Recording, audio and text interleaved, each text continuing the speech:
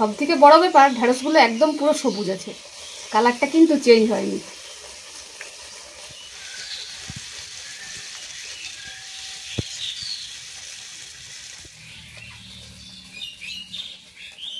বন্ধুরা আজকে নিয়ে চলে এসেছি একদম দেশি টাটকা তেলাপিয়া মাছ। এই যে দেখুন তেলাপিয়া মাছগুলোর সাইজ দেখুন, একদম বেশ বড় বড়।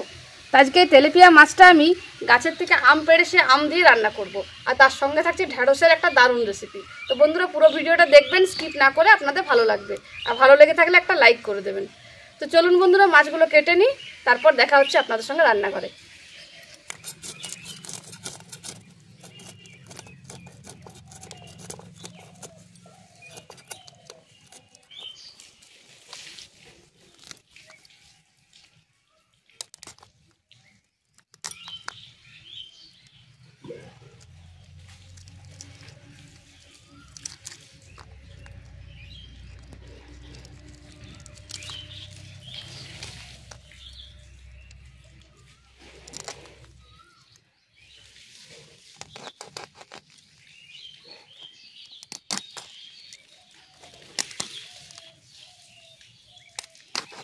যা কাটা নাই মাছের,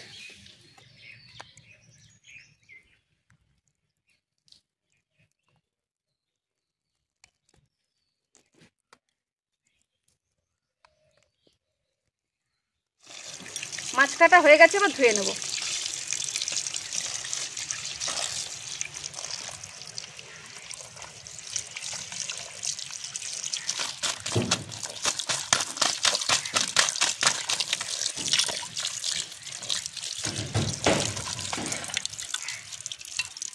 বন্ধুরা এই কুয়োর পাড়ের আম গাছটা আমার হাতের নাগালে। তো চলুন এখান থেকে আম পেড়ে নিই, মাছটা আজকে আম দিয়ে রান্না করব। এই একটা, এই যে আরেকটা আছে, এই যে দেখুন, এই দুটো আম দিয়ে আজকে আমি মাছটা রান্না করব।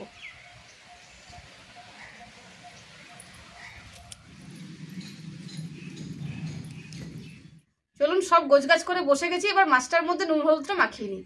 দিয়ে দিচ্ছি নুন, হলুদ গুঁড়ো, এবার নুন হলুদটা ভালো করে মাখিয়ে নেব।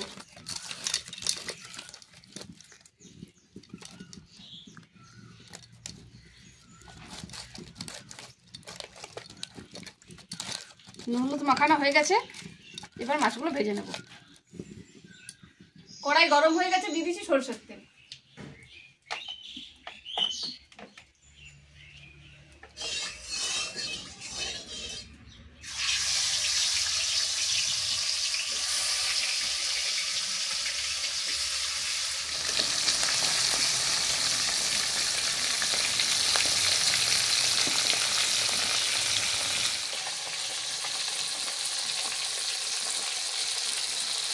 এক পিঠ ভাজা হয়ে গেছে, আমি উল্টে দেবো।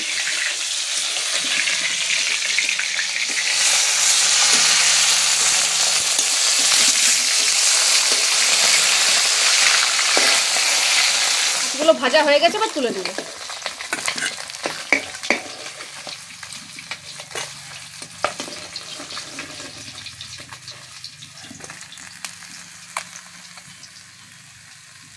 মাছগুলো ভেজে নেব।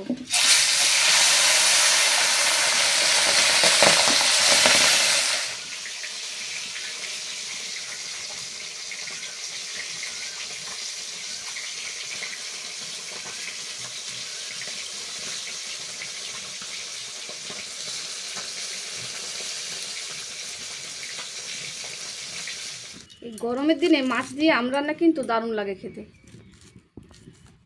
কাঁচা আমের গন্ধটা মাছের ঝোলের সঙ্গে আর বেশ টক টক জমে যাবে একদম। তো বন্ধুরা এরকম লম্বা লম্বা করে আমি আমগুলো কেটে নেব।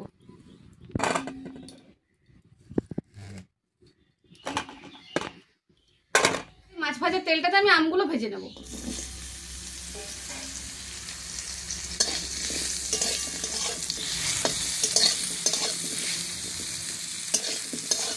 গুলো ভাজা হয়ে গেছে, এবার জল দিয়ে দেবো।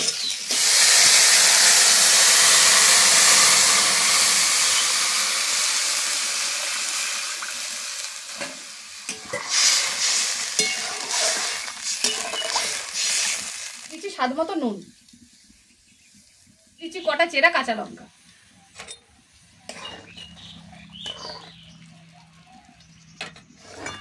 আজকের রান্নাটা বন্ধুরা একদম সাদাসিধে হবে, কারণ গরমে সবাই চায় একদম হালকা পাতলা খেতে। আমি সেই রকমই বানাচ্ছি। আর আম দিয়ে মাছের ঝোলটা তো গরমের জন্য একদম উপযুক্ত। এটা ফুটে উঠেছে, এবার দিয়ে দিচ্ছি হলুদ, সামান্য একটু হলুদ দেবো।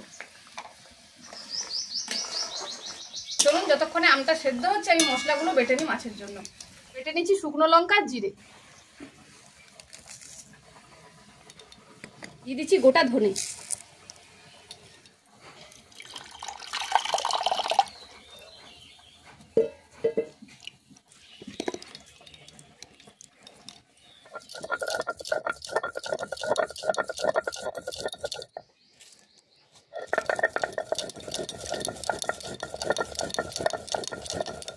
বাটা হয়ে গেছে, এবার তুলে নিই।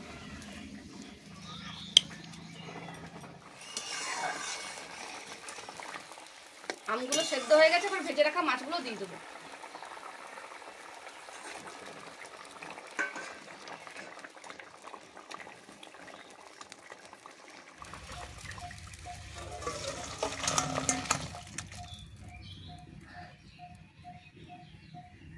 এবার মাছের ঝোলটা ছকে নেব, তাই কড়াই দিয়ে দিচ্ছি মাছ ভাজার যে তেলটা ছিল সেটাই।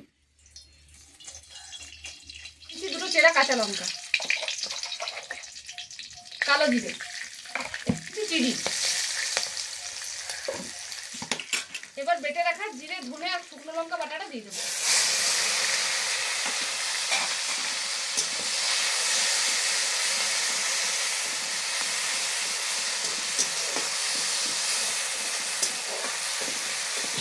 মশলার বাটি ধোয়া জল,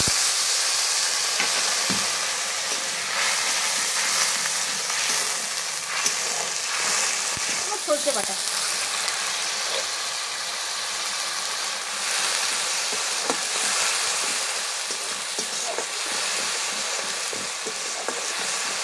মশলাটা ভালো করে কষানো হয়ে গেছে, এবার মাছের ঝোলটা ঢেলে দেবো।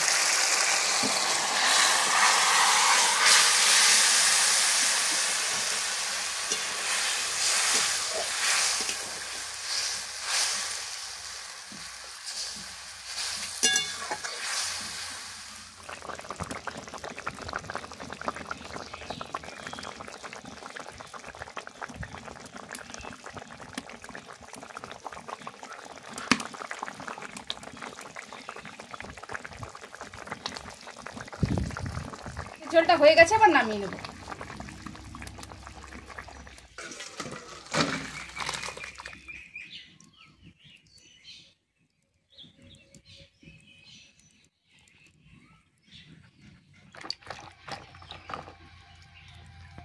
বন্ধুরা আম দিয়ে মাছ রান্না তো হয়ে গেছে, এবার ঢেঁড়সটা করবো, তো ঢেঁড়সগুলো কেটে নেব। দু সাইডে কেটে নেব, একদিকে একটু কেটে নেব যাতে মশলাটা ভেতরে ঢুকে, এই যে একটু হালকা এভাবে সব ঢেঁড়সগুলো কেটে নেব।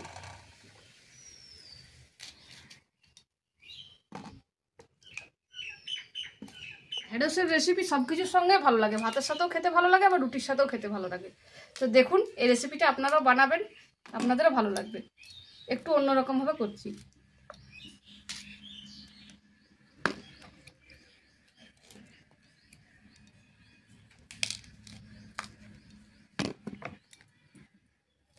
দেখুন বন্ধুরা, আপনারাও যদি এইভাবে গোটা গোটা ভেন্ডিটা রেখে রান্না করতে চান, তো এরকম হালকা করে একটু চেরা লাগিয়ে নেবেন, তাহলে কি হবে মশলাটা ভেতরে ঢুকবে। আর যদি মাঝখান থেকে কেটে করেন তাহলে কোনো ব্যাপার নেই। তো আমি যেহেতু গোটা গোটা রাখছি দেখতে সুন্দর লাগার জন্য, তো মাঝখান থেকে এইভাবে একটু কেটে নিয়েছি। আপনারাও এইভাবে করবেন, দেখবেন মশলাগুলো খুব সুন্দরভাবে ভেতরে ঢুকে যাবে। চলুন তাহলে এবার ঢেঁড়সগুলো রান্না করে নিই। প্রায় গরম হয়ে গেছে, দিয়ে দিচ্ছি সরষের তেল।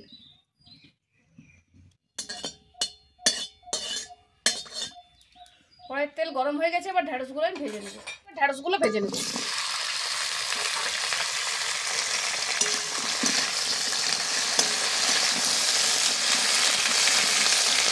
মানে ঢেঁড়সগুলো আমি বেশি কিন্তু ভাজবো না, হালকা হালকা করে ভেজে নেবো, যেন ঢেঁড়সগুলো সবুজ সবুজ ভাবটা থেকে যায়।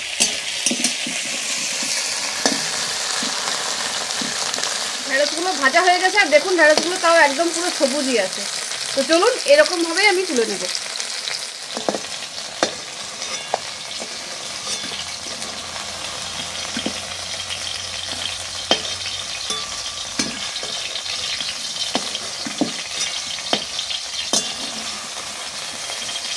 ঢেঁড়সগুলো ভাজা হয়ে গেছে, এবার ওই তেলেই দিয়ে দিচ্ছি আমি সামান্য একটু কালো জিরা,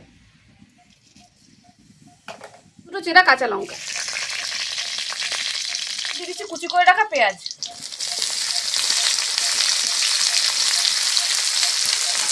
এবার পেঁয়াজটাও আমি খুব হালকা হালকা করে ভেজে নেব।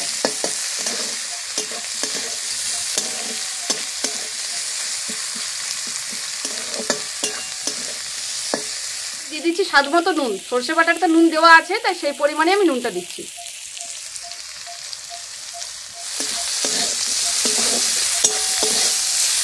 সর্ষেটার মধ্যে হলুদ, কাঁচা লঙ্কা, সামান্য একটু নুন দিয়ে বেটেছিলাম, তাই আমি আর আলাদা করে হলুদ দিচ্ছি না।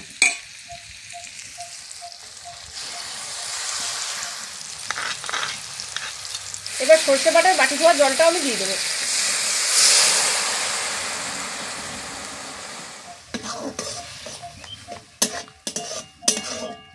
একটু চিনি। পেঁয়াজগুলো এখানে আমি কেমন ভেজেছি, আধ ভাজা করে রেখেছি, কারণ যখন ঢ্যাঁড়সটা রান্না হয়ে যাবে এই পেঁয়াজগুলো দেখতেও ভালো লাগবে আর মুখে পড়লে খেতেও ভালো লাগবে। তার জন্য আমি বেশি কিন্তু পেঁয়াজটা একদম ভেজে নিয়ে নিই। চলুন, মশলাটা বেশ ফুটে উঠেছে, এবার আমি ভেজে রাখা ঢ্যাঁড়সগুলো দিয়ে দেবো।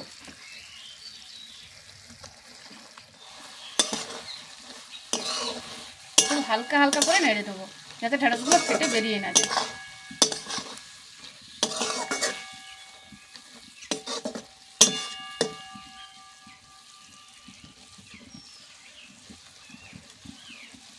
দিয়ে দিচ্ছি সামান্য একটু জল। এবার একদম কম আঁচে আমি এটা সেদ্ধ করে নেব।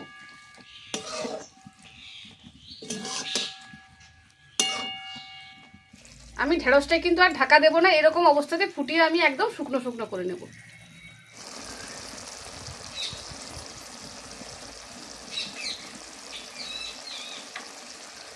জল একদম শুকিয়ে এসছে, এবার একটু কাঁচা সরষের তেল দিয়ে আমি ঢেঁড়সটা নামিয়ে নেব।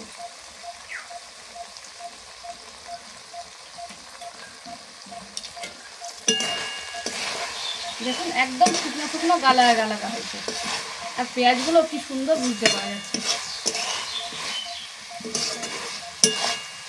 আর ঢেঁড়সগুলো গোটা আছে বলে দেখতে ভীষণ সুন্দর লাগছে। চলুন, হয়ে গেছে, আবার নামিয়ে নিই। আর সব থেকে বড় ব্যাপার, ঢেঁড়সগুলো একদম পুরো সবুজ আছে, কালারটা কিন্তু চেঞ্জ হয়নি।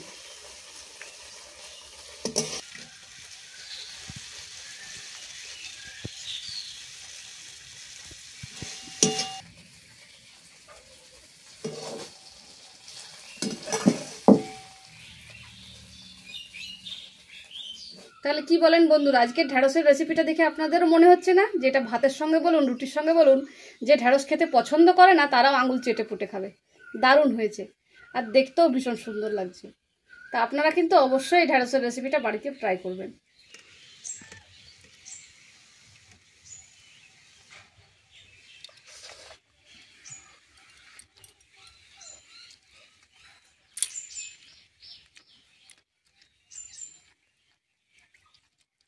কেমন হয়েছে বাবা ঢ্যাঁড়সটা? বাহ, বড় সুন্দর হয়েছে। মশলা দিয়ে ভেন্ডি খুব সুন্দর, টেস্টফুল হয়েছে, বেশ ঝাল ঝাল ঝাল ঝাল হয়েছে। পেঁয়াজগুলো মেখে ভাত খাওয়া যাবে, দেখো কি সুন্দর লাগছে। হ্যাঁ, এই মশলাটা মেখে ভাত খাওয়া হ্যাঁ, যাবে। মশলা আর পেঁয়াজটা দিয়ে খাওয়া যাবে।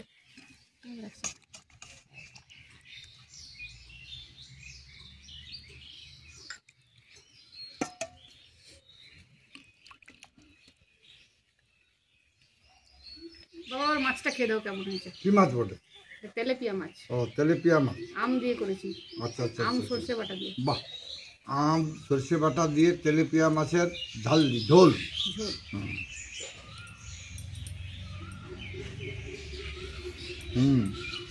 ভালো লাগছে?